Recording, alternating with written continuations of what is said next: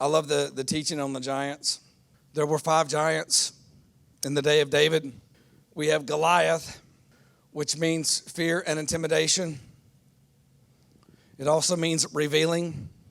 When Goliath came up, it revealed the heart of David, but it also revealed the heart of Saul. He was killed by David, whose name means beloved. Perfect love cast out fear. Goliath means fear and intimidation.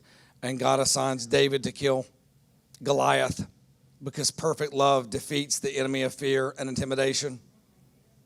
The next giant we see come on the scene is Ishbi-Benob. His name means one who sits on the gift or one who sits on the prophecy. Ishbi-Benob comes to attack, and his name means one who sits on the gift, one who sits on the prophecy. He already had his name and the meaning prior to ever showing up. When he showed up, he happened to show up at a place where a man named Abishai, one of the mighty men of David, was stationed. Abishai's name means father of gifts. So the one who sits on the gift is killed by God's mighty chosen man, whose name means the one who sits on the gift. He says, okay, I'm going to let the father of gifts take you out. Because when the father gives a gift, he gives it without revoke. So you try to sit on the gift, but I'm going to show you that when the father gives the gift, you're not Esau. You're not Jacob, you're Israel. When the father gives the blessing, it's without revoke. And then Saph comes up. His name means one who guards the threshold. The threshold is the crossing over into a destiny.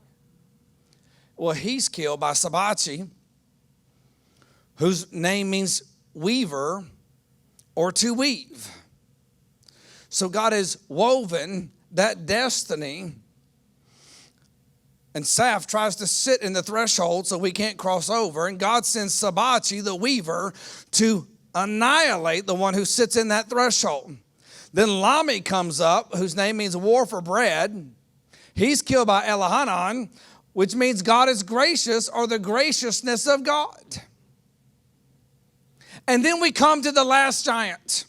I was sitting in the office, and the message I was getting ready to preach was on something else, and then I came across these names, and I got into this deep study, and it went down a rabbit hole, and I am just lost in studying these names and going back, and I'm digging all this stuff up, and I'm blown away. I'm like, God, you are so awesome. You designed this. This is amazing.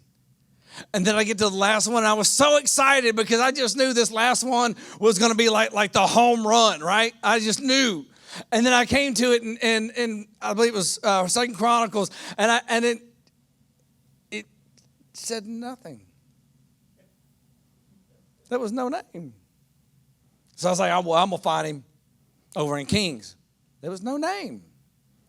So I started looking at commentaries, and all the commentaries all agreed he had no name. So I sit back in the chair in the office, and I said, God, this was going to be such a good message.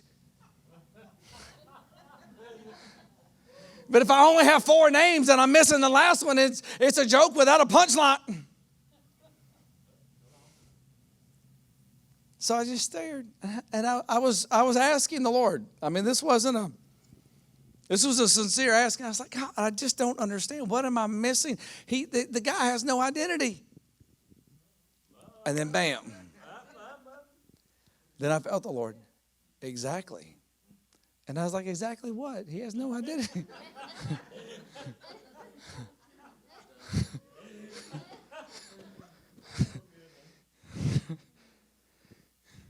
You know how there are some people that catch everything right away? Yeah, I'm not one of those. He has no identity. This is the giant that tries to erase who you are. He's killed by Jonathan. Jonathan's name means Jehovah given. Jehovah, not just God given. Jehovah given. Jehovah is the I am. So this was not to be confused with God-given as if any God.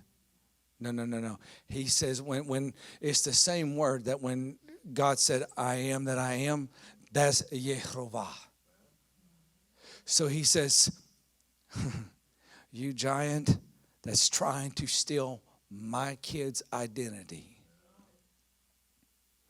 I'm going to send a man whose name means the I am has given.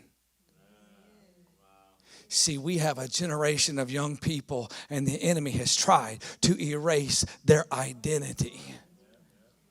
But God is releasing a move, and he is raising a generation of giant killers. And they are coming saying, Yehovah has given unto you. He's called you by name, and he says you are his, and he will pull you out of the water and out of the fire because he never left you, never forsook you.